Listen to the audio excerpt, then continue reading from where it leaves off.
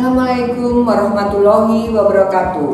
Tabipun, pada mata kuliah mikrobiologi S1 agroteknologi Fakultas Pertanian Unila telah disampaikan bahwa kita mengenal salah satu langkah mikroorganisme. Pertama kali akan disampaikan prokariot berupa bakteri. Ya, langkah penyampaiannya, mari kita sesuai dengan RPS akan kita lihat pada tayangan berikut ini. Baiklah, langkah kita adalah mengenal morfologi sel bakteri. Kemudian kita akan mengenal ukuran bakteri, ya, yaitu diameter setengah hingga 2 mikron, kemudian maksimum 7,5 mikron. Kemudian area permukaannya sebanyak 12 mikrometer, volumenya 4 mikron. Kemudian surface areanya hingga perbandingan pada volumenya itu adalah 3:1. Ya. Kemudian untuk eukariot itu mungkin 0,3:1. Kalau untuk eukariot ini kita prokariot kan, bakteri. Kemudian makanannya masuk melalui area permukaan quickly, ya, cepat sekali, jadi disedot begitu untuk bakteri. Sementara kalau di eukariot kita punya organel, ya. Jadi bedanya prokariot dengan eukariot. Eukariot adalah memiliki inti sejati, di mana intinya atau nukleusnya itu telah berbentuk diselimuti, diselubungi oleh suatu dinding sel yang konserv, ya. Itu eukariot sejati, inti selnya sejati. Sementara prokariot DNA pembawa sifatnya hanya dalam lapisan membran, tidak dibatasi dengan dinding sel inti. Baik. Kemudian bentuk bakteri kita tahu, kokus, ya, dalam rantai, ya, atau bersambungan, ya. Kemudian bacillus, kokobacillus, vibrio itu koma, ya. Kemudian spiril, ya, spirohead, square dan star. Yang ditandaskan untuk mahasiswa agroteknologi tentu saja bakteri pada tumbuhan itu berbentuk bacillus, bentuk batang. Oleh karena itu kita ketemu Bacillus subtilis sebagai agensia hayati, ya, sebenarnya. Namun hati-hati, Bacillus subtilis dapat menyebabkan pembusukan atau pengeringan pada tanaman kedelai, nekrotik pada daun kedelai. Walaupun secara umum kita tahu bahwa ini Bacillus dapat menjadi suatu agensia hayati. Nah, ini adalah bentuk Diplococcus, dua-dua begitu, atau justru Streptococcus, rangkaiannya bulat-bulat dan bersambung banyak. Kita melihat gambar-gambarnya, yaitu dalam kokus yang tetrad, ya, 4, ya, bergabung 4. Kemudian Staphylococcus itu bersambung banyak. Kemudian ini adalah square bacteria, ya, sambungannya itu. Kemudian kita tahu ini ukuran suatu massa oos, ya, oos bakteri, suatu massa bakteri yang keluar dari suatu permukaan daun.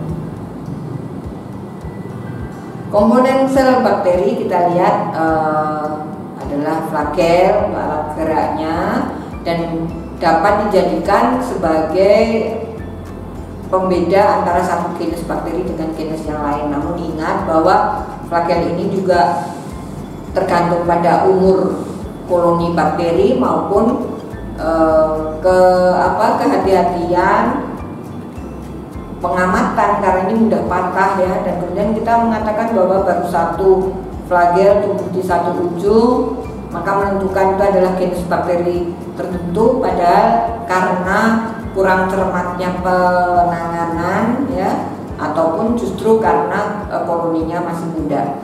Kemudian pili ya, pili ini semacam flagel juga, namun lebih pendek ya. Kita tahu untuk pertukaran DNA di dalam bakteri. Jadi bakteri ini kan tidak aseksual maupun seksual begitu ya reproduksinya, tapi bisa dengan memindahkan DNA-nya ya dengan sek pili ini ya, sek piles ini ya, demikian.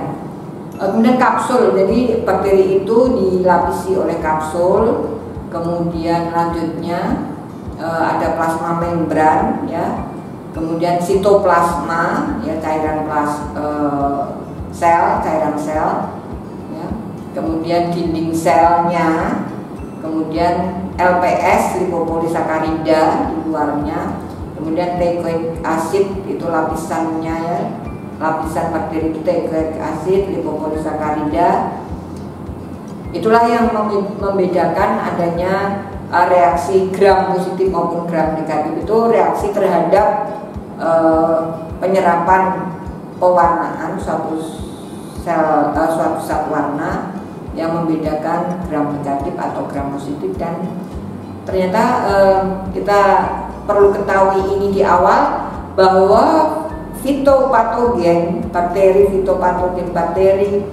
patogen tanaman itu pada umumnya ternyata adalah bakteri gram negatif. Baik. Kemudian pergerakannya terjadi ya dengan menyebar di suatu cawan ya, atau mungkin juga secara bahwa pergerakannya itu, flagelnya itu adalah terbuat dari protein ya, protein spesies itu biasanya kita lakukan pergerakan. Beberapa PowerPoint kami masih ada dalam bahasa Inggris, yang mana tentu saja ada sumber dari perkuliahan di India ya. Namun demikian juga ini dihimbau kepada mahasiswa agroteknologi agar memahami tidak hanya bahasa Indonesia secara aktif, namun juga dalam bahasa Inggris. Jadi kita dari sejak awal telah membiasakan PowerPoint itu tidak hanya dalam bahasa Indonesia saja.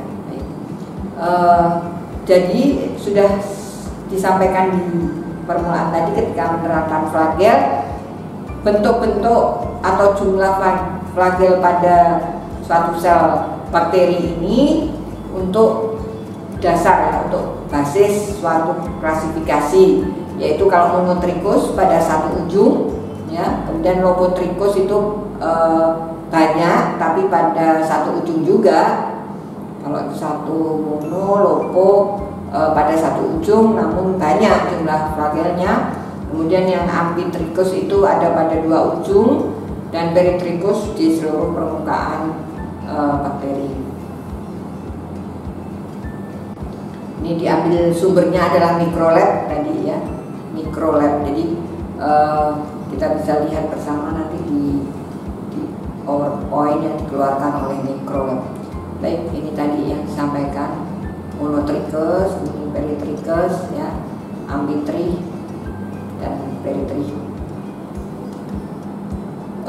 Pada dasarnya flagel ini semacam pipa ya, yang masuk ke dalam body ya, dalam sel bakteri.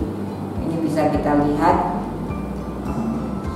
ketika flagel itu menjadi monotrichus masuk ke dalam, jadi erat ya. Mungkin bisa kita lihat gambar selanjutnya, semacam ini pembesarannya. Jadi ketika tadi saya menyampaikan bahwa pada dasarnya flagel ini kan alat gerak yang kuat ya. Kita tahu bahwa bakteri itu harus hidup pada selapis tipis air ya, dan Dan kemudian alat geraknya adalah flagel ini, namun perlu disampaikan bahwa tadi mungkin mudah patah karena perlakuan kita ya, namun pada dasarnya serupa dengan pipa-pipa yang terkait. Di dinding sel ya, dinding sel bakteri kan ada membrannya, kemudian ada peptidoglikannya. Kalau pili itu lebih kecil tadi daripada flagel, kemudian melekat erat juga untuk menempel ya pada saling menempel dengan sel bakteri yang lain dan terjadi tukar menukar isi sel. Baik, kemudian kita ketahui bahwa antibodi itu akan memblokir kerja pili untuk menempel. Jadi itulah maka tidak terjadi perbiakan bakteri, andai kata ada suatu antibodi ya protein lain yang menghalangi fungsi dari pili tersebut. Kita tahu itu untuk konjugasi ya, F pilus untuk fertilisasi ya, tukar-menukar informasi genetiknya di situ. Kemudian juga pili ini meningkatkan daya apung pada kulit tipis yang terapung di air dan lebih banyak oksigen pada permukaan. Ya, ini F pilusnya. Kemudian ketika terjadi tukar menukar ini, kapsul atau lapisan lendir ini ya, ini terbuat dari polisakarida tadi di lapisan luar, kemudian melekatkan bakteri pada suatu permukaan. Jadi bakteri mutans itu ya, ada Staphylococcus mutans ya, dan gigi kita ya, namanya gigi kita misalnya. Kemudian untuk mencegah fagositosis itu adalah proses menelan dan menghancurkan partikel asing yang masuk ke sel inang. Jadi dengan adanya kapsul bakteri, maka bakteri tidak dapat dihancurkan oleh sel inang.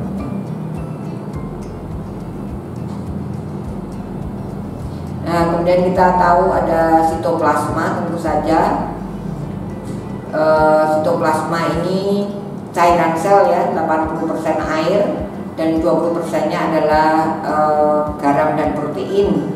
Kemudian untuk apa sebetulnya sitoplasma? Ya tentu saja ada organel-organel yang mengapung di sitoplasma. Semacam seperti ketika kita mengetahui bahwa inti sel itu kan DNA ya, DNA itu ada di inti sel. Kemudian ketika dia menjadi RNA ya, produk dari suatu DNA, itu RNA-nya ada dalam sitoplasma ya, jadi sitoplasma bakteri gitu, dan itu di situ RNA, kemudian RNA-nya mengalami mungkin proses translasi jadi protein. Nah, ada juga kan berikutnya komponennya adalah DNA sirkular, dia tidak, makanya intinya disebut prokariot karena DNA-nya tidak dalam tidak dalam dinding sel yang kuat gitu, tapi hanya dilapisin membran. Baik, ada lagi membawa sifat plasmid ya, itu DNA ekstraseluler, tidak ada dalam membran tapi terbuai, dan ini punya sifat untuk ketahanan terhadap antibiotik. Dan di bakteri tidak ada mitokondria maupun benda Golgi ya.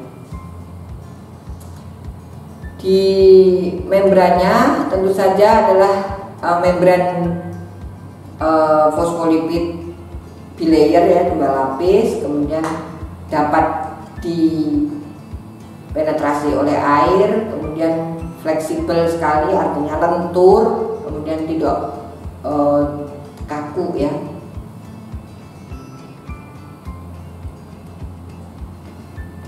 Ini adalah gambaran dari membran sel itu bahwa mempunyai sifat hidrofilik maupun hidrofobik. Hidrofil menyukai air dan kemudian hidrofob yang menolak masuknya air. Ini adalah gambaran dari sel dinding selnya ya, tadi. Ini adalah gambar-gambar lebih lanjut dari suatu sel bakteri, dinding sel bakteri, dinding sel bakteri. Dinding selnya adalah peptidoglikan polimer, kemudian dan merupakan suatu struktur yang unik ya pada bakteri tadi. Oleh karena itu pengklasifikasiannya bisa bakteri gram negatif maupun gram positif, itu tergantung pada reaksi dinding sel terhadap pewarnaan. Terdiri dari komposisi gula ya dengan N-asetil glukosamin maupun N-asetil uramic acid, jadi berselang-seling. Dan kemudian diantaranya ada amino asidnya. Amino asid ini yang menyambungkan antara N-asetil glukosamin dan N-asetil uramic acid, asam uramik. Seperti ini struktur posisi selang-selingnya dari peptidoglikan ya, dari dinding sel. Nah, ini lebih rincinya apabila dikaitkan dengan struktur dari komponen pembentuk dinding. Baik, seperti ini adalah gambarnya. Berselang-seling antara amino glukosamin tadi dengan amino uramic acid. Jadi peptidoglikan itu adalah permukaan luar, outside, yang ke dalam inilah yang bagian dalam sel. Ini masih demikian. Nah, inilah yang untuk gram negatif ya. Untuk gram negatifnya berbentuk demikian lapisan dinding selnya.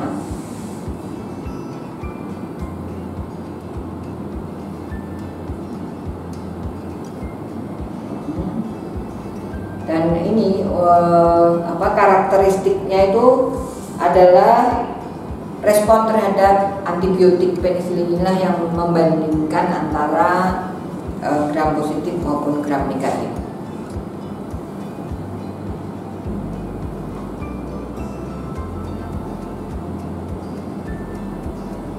Teichoic acid hanya ada pada gram positif ya, yang glycerol, fosfat dan ditol.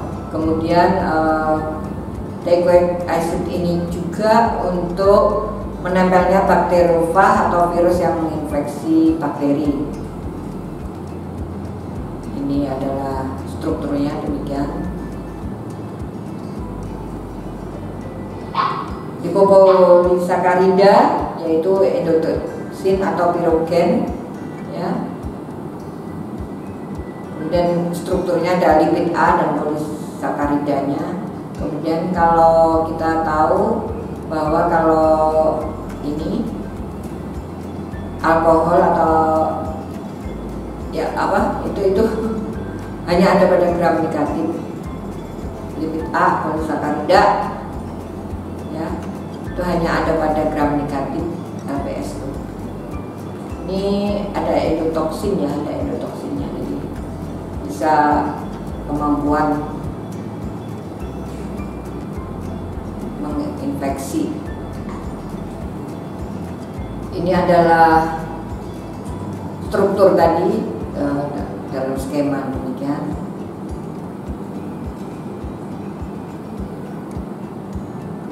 Masih sama, ini adalah gambarnya dalam gambar yang lebih ini. Masih, nah LPS ini fungsinya adalah toksik ya. Kemudian pirogen tadi disampaikan menyebabkan demam. kemudian tapi heat resistant, kemudian ini menyebabkan apa? Kita ketahui itu misalnya jika kita suntikan pada LPS ini ya, suntikan pada kelinci, rabbit maupun kuda, itu akan membentuk antibodi tertentu. Jadi dia LPS-nya, bakterinya itu adalah yang bersifat toksik, yang bersifat patogenik. Nah, gitu. Fungsinya itu LPS-nya ini yang menjadi, kalau ada LPS pada suatu sel bakteri, komponen inilah yang menyebabkan penyakit ya, yang menyebabkan demam, dan itu sudah dicobakan pada kelinci maupun pada hewan kuda ya, mamalia lainnya itu kuda. Baik. Masih ini tentang lipopolisacharida, itulah yang menyebabkan mukoid ya, berbentuk mukoid. Jadi tidak tidak mukoid itu agak mengkilat begitu ya. Ada karena membentuk kapsul, glowing lah ya kalau orang gadis-gadis zaman sekarang, glowing mukoid. Jadi bentuk koloni bakteri yang mukoid. Baik, bisa dilanjutkan mungkin. Endospor ini kalau di eukariot, spora adalah struktur untuk reproduksi, tetapi kalau di bakteri, endospor ada di dalam sel ya, dan digunakan untuk ketahanan terhadap suatu keadaan lingkungan yang kurang menguntungkan bagi sel bakteri tersebut. Kita tahu tadi dari awal Bacillus thermophilus ya, itu mempunyai spora dan itu harus tahan panas. Ini kita lihat ya. Selanjutnya tadi sudah saya sampaikan bahwa endospor di dalam suatu bentukan sel bakteri itu berguna untuk ketahanan terhadap lingkungan, tekanan lingkungan. Ini adalah klasifikasi spornya. Lokasi spor bisa di tengah, bisa di jadi gram positif itu kita tahu bahwa akan lebih tebal dinding selnya dan ada teichoic acidnya ini, dan sementara gram negatif kita tahu itu adalah LPS dan itu adalah endotoksin, tadi bisa menyebabkan demam. Kita mengenal yuk tentang prokariot maupun eukariot itu letak-letak. Kalau prokariot ada dinding sel tetap, dan dinding sel itu ada teichoic acidnya, lipopolisacharidanya, kemudian ada endospor, sirkular DNA-nya, dan ada plasmid ya, DNA ekstraseluler. Nah, sementara yang eukariot mungkin langsung bahwa inti selnya adalah ada dalam selubung